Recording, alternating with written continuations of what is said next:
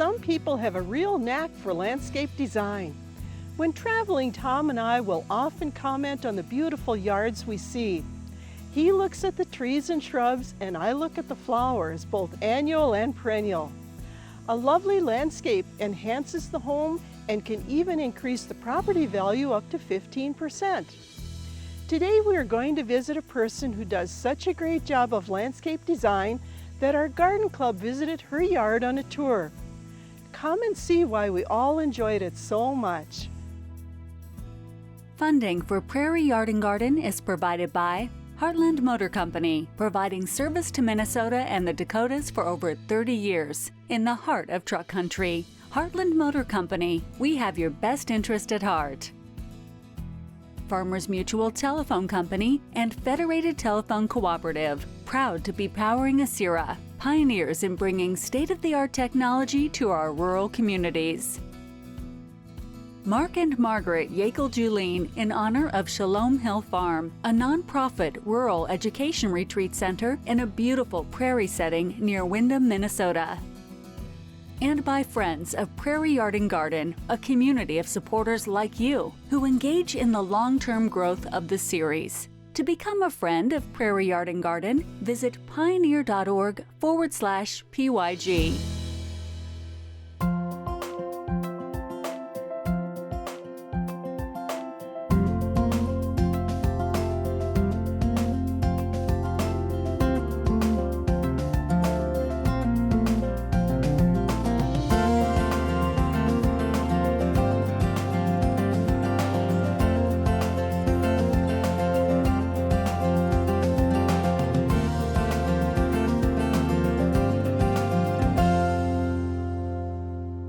Several years ago, we visited the lovely yard and fairy gardens built at Rita Kaiser's home in Herman, Minnesota. She told me about her friend Nancy Larson, who also has an awesome yard right outside of town. My garden club visited both yards, and I agreed with Rita.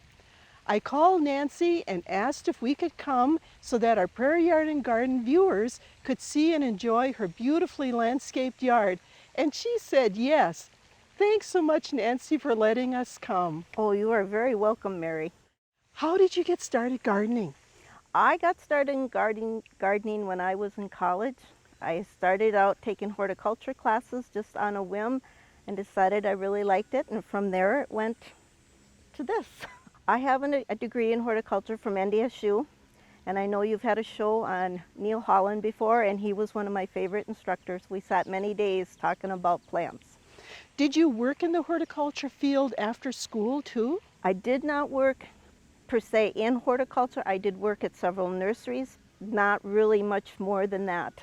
We moved to this location. We built the house in 96, 97, and the gardens all started about 2000. What was it like when you came here? When we moved out here, we would be standing right now in the middle of a bean field. I started with the wall in 2000, and we started on the west end, and we kind of from there worked our way to the east.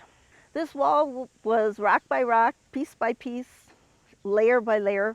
It's held together by mortar that we mixed ourselves. And of course, you read some books and you kind of figured out kind of how to do it. And the further this way we got, the better we got. And my kids decided if they seen another rock, it would be none too soon. And little did they know there were going to be a lot more rocks in their future. We went and hand-picked them out of the fields. We have a lot of friends who are farmers, and when I asked, can I check your rock pile, they said, have all you want. So we did. We picked a lot. So then, what made you decide to build the plants and put the plants in front of the wall?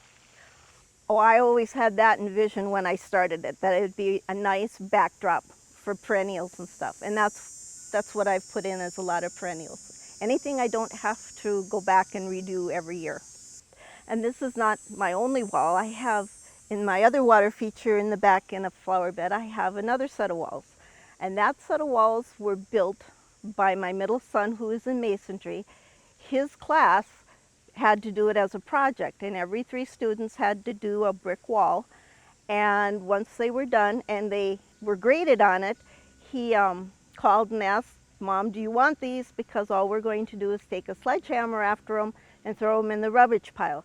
So I said, by all means, I will take them. So I had a gentleman that went over with a semi-trailer, and we went over and picked them up and brought them home, and I incorporated them into my flower bed. We dug it out, and we actually laid 1.5 feet of river rock or pea rock underneath that they would sit on. Some of them, there's 2 of them that have settled some, but for the most part that has been really good, and they have held up very well there. So how did you pick the plants that you use both at this wall and at the other wall? The mixed perennial beds like this one, when I find something I like, I put it in, and if it doesn't work there, I move it. I move a lot of plants in my yard back and forth. If they don't work in one spot or don't do well, they get moved to another flower bed, and we try it there. Because I have found with gardening is trial and error. It may not work in one spot, but it may work in another, and that's kind of how I've picked the plants. If I find a plant I like, I buy it and then find some place to put it, much to my husband's dismay. But because I buy a lot of plants in the spring, I enjoy my plants. I really like the edging. Tell me about this. This is curbing that we put in to help, well, for my husband to define my garden so it didn't get any bigger. But otherwise it helps define and helps to keep the grass out and stuff.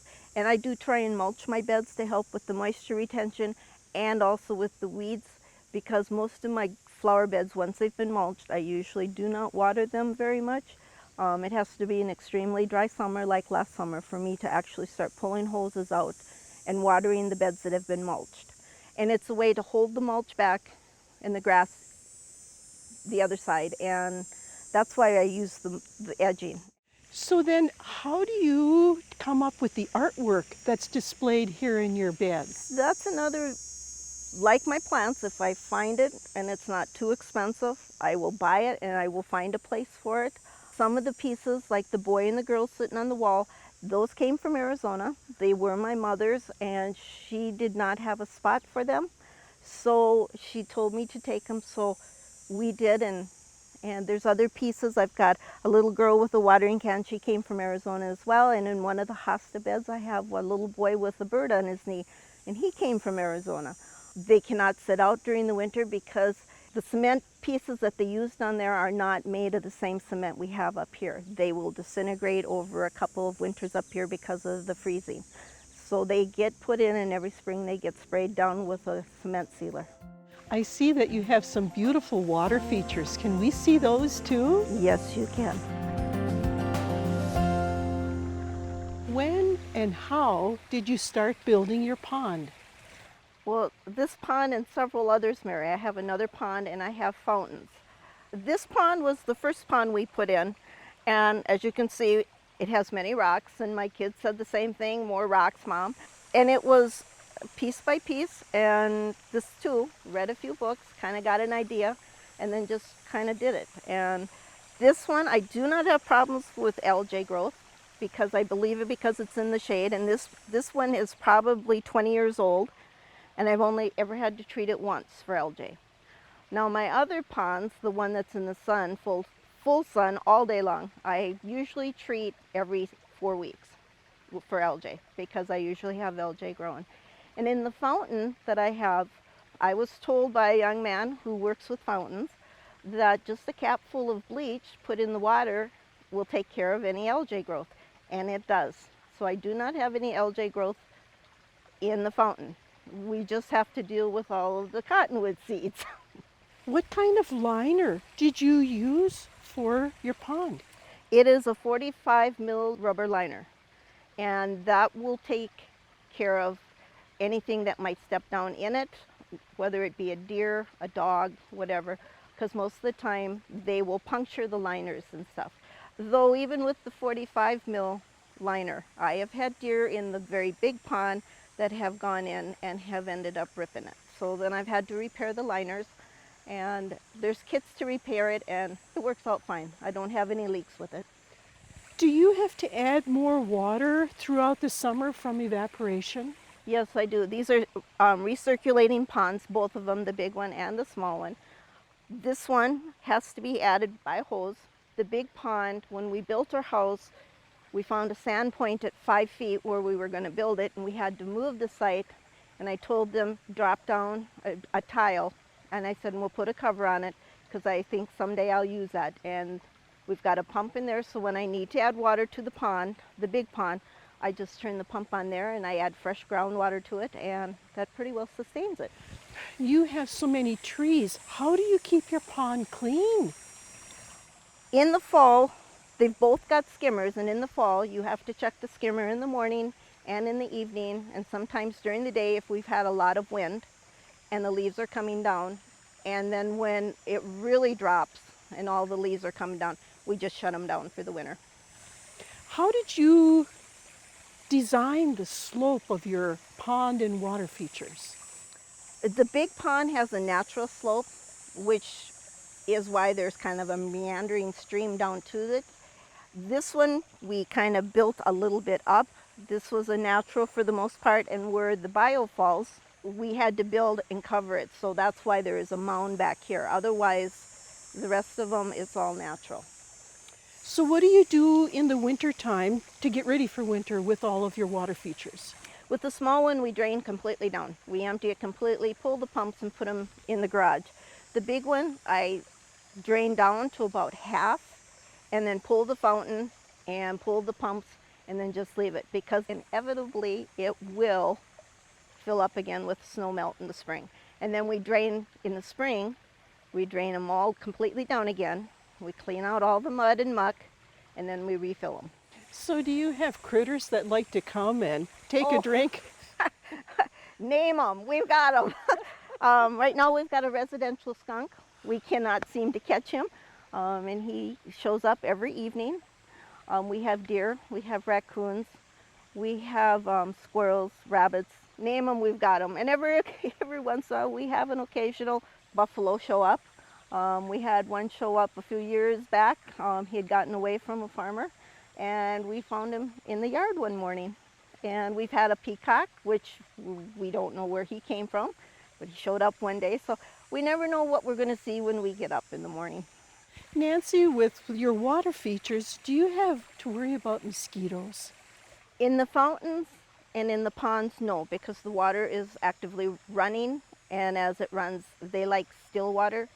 We have plenty of mosquitoes because we have plenty of lakes and sloughs that surround us, so our mosquitoes don't necessarily come from here, but they do come from the sloughs and everything.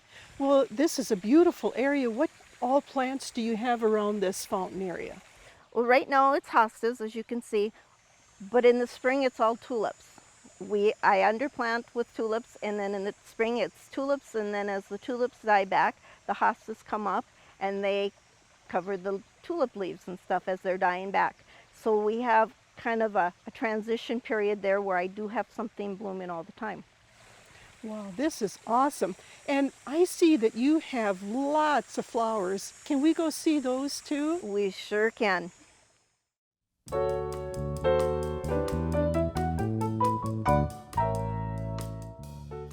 I have a question. I would like to plant trees as a windbreak. What varieties would you recommend? Sure, yeah, so if you need to plant a windbreak on your property, that probably means that you live somewhere in greater Minnesota where we have a lot of wind. Where I work, we have a lot of wind too. So a windbreak can help you protect your property and your crops against a lot of wind damage, and it can also just create a really nice environment for your yard. So when you do a windbreak, you know, the mistake that we see a lot of folks make is planting all of the same species all across your windbreak. What you really want to do is pick several different species and plant them together.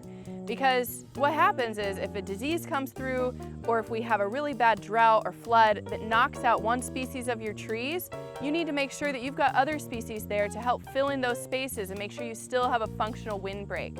The University of Minnesota Extension has a lot of great resources on choosing trees for your windbreak and designing a windbreak, and they always recommend planting a number of different species. I'm just going to recommend 2 today. So you'll want to have at least 1 deciduous species and at least 1 evergreen species, but hopefully several of each. So for evergreens, there's a number of native pines, spruces, and cedars that you could choose from.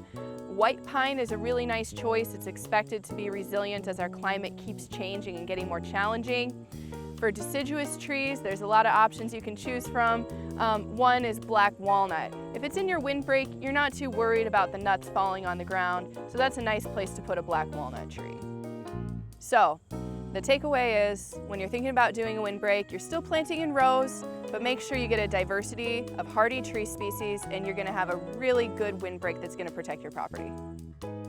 Ask the Arboretum Experts has been brought to you by the Minnesota Landscape Arboretum in Chaska, dedicated to welcoming, informing, and inspiring all through outstanding displays, protected natural areas, horticultural research, and education. We just come from the shade gardens, Mary, and these are two of my sun gardens, and as you can tell, it's very warm out here, so they do quite well.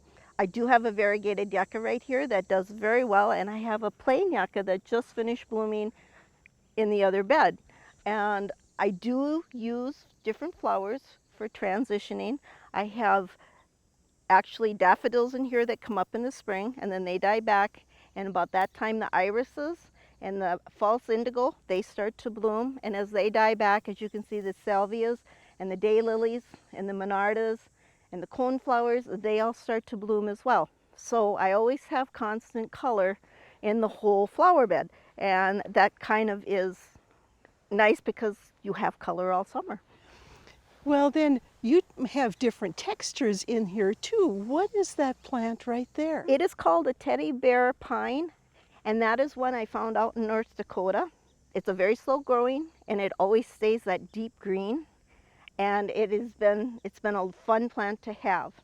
And then up here, I have what is called a Turkish burning bush, and it turns red just like a burning bush does in the fall, and it does bloom as well, and the flower heads are almost like little pockets. They're little four-sided pockets, and when they open, they're pink. But the bad thing about that one is it does reseed out, so you have to be on the watch for it. I was going to ask what that plant was. It's so unusual. And I always look for plants that are different and unusual that I don't usually see around here, because most people stay with the standard and they're a little bit afraid to step out of that comfort zone. You have to try to see if it'll grow or not grow, and most of the time it will. Where do you find unusual plants like this? When we go someplace and there's a nursery, I tell my husband, oh, we gotta stop. We gotta stop. You never know what you might find. And I found this one in Fargo at a nursery. And that is the same with a lot of my hardscape. Any of the statues, any of the wind catchers, we find them in different places that we stop at. And if I find one I like and it's reasonably priced, I will pick it up, because it adds so much to the yard, to the flower beds, and we enjoy them. So you mentioned plants that you like for spring and for the summer. How about the fall? For the fall, I've got the autumn joy sedums that are always very popular.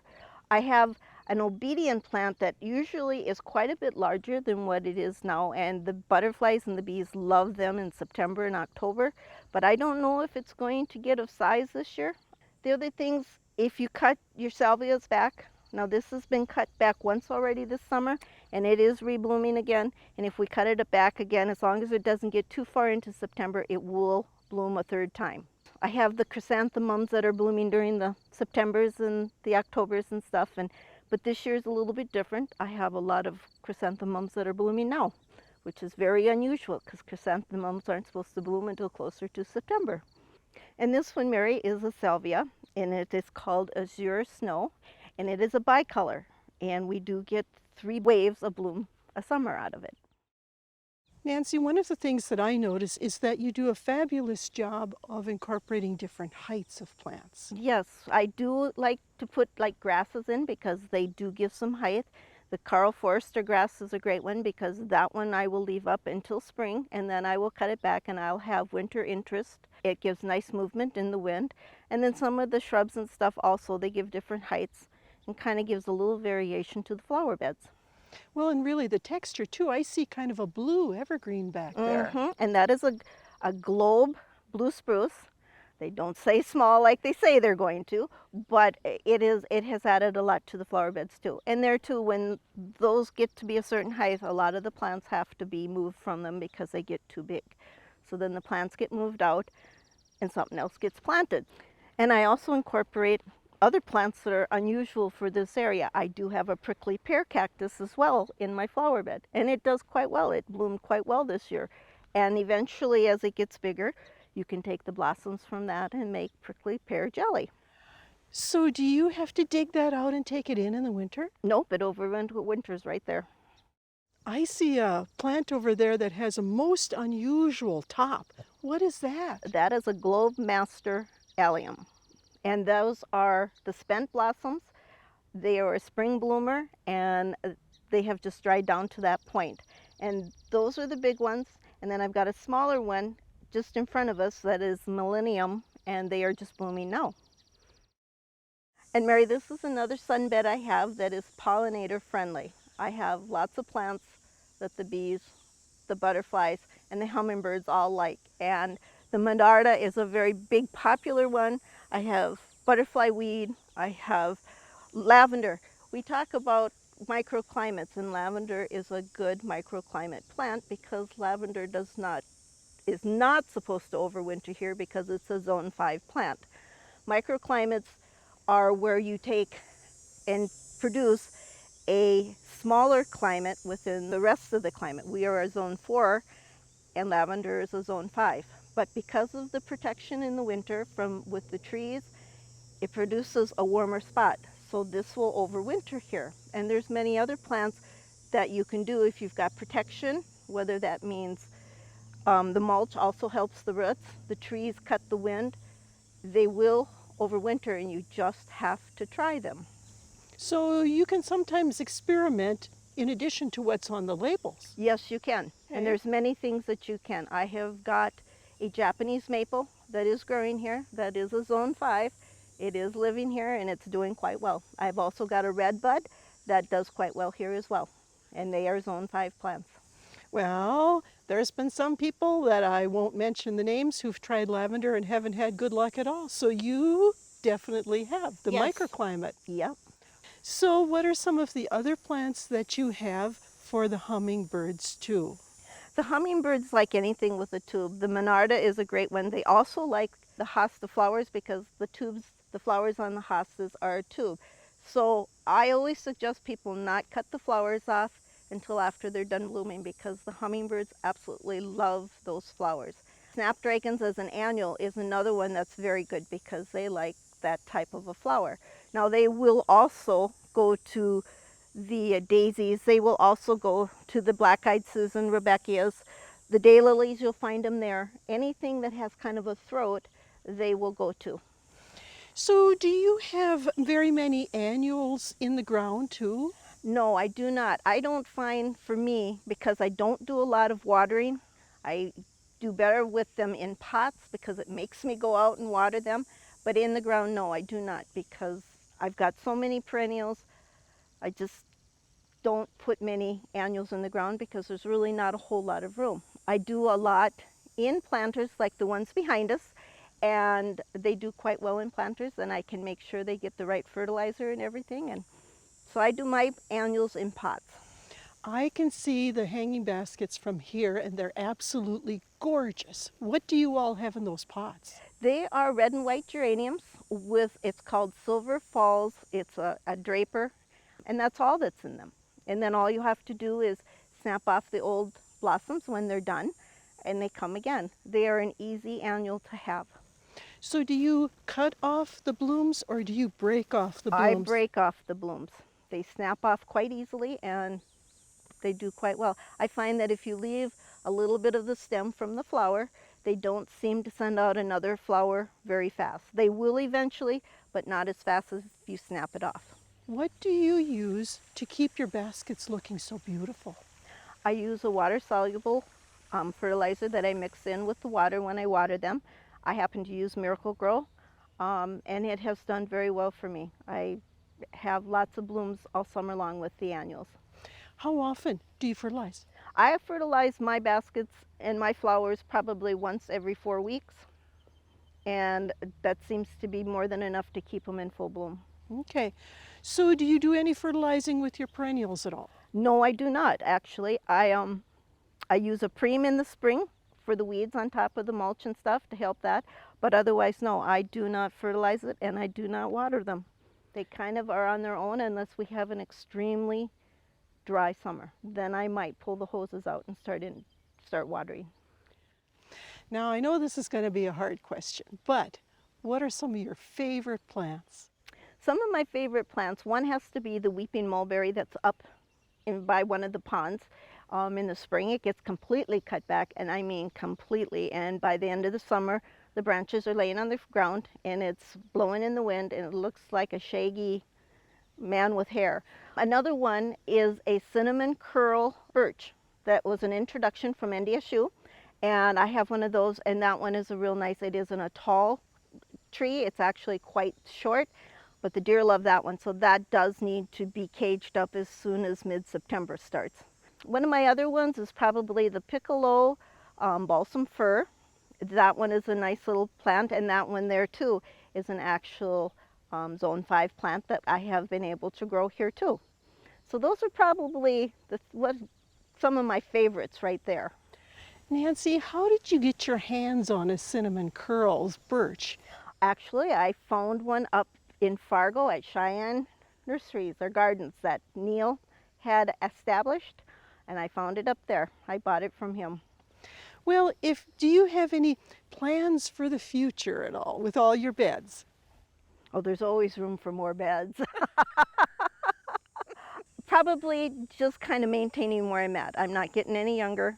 I am able to maintain, for the most part, the beds I have, and I think that's more than plenty to keep clean and good. So. Well, I saw a greenhouse when we drove in. When did that come here? That came in this spring. We found one and we decided to go ahead and purchase it, and I have some work to do with it before I can actually start annuals and perennials in the spring in it, but I look forward to working in it. Right now, I've got a lot of my cactus and succulents that I had in the house. I have them in there, and the warmth is actually pushing them into bloom, which is kind of nice because some of them have never bloomed since I've had them. So that's kind of fun to have. Thank you so much for sharing your beautiful place with us. Oh, you are so welcome, and come back anytime because I love to talk flowers and gardening. Funding for Prairie Yard Garden is provided by Heartland Motor Company, providing service to Minnesota and the Dakotas for over 30 years. In the heart of truck country, Heartland Motor Company, we have your best interest at heart. Farmers Mutual Telephone Company and Federated Telephone Cooperative, proud to be powering Asira, pioneers in bringing state-of-the-art technology to our rural communities. Mark and Margaret Yakel-Julien in honor of Shalom Hill Farm, a nonprofit rural education retreat center in a beautiful prairie setting near Windham, Minnesota. And by friends of Prairie Yard Garden, a community of supporters like you who engage in the long-term growth of the series. To become a friend of Prairie Yard Garden, visit pioneer.org/PYG.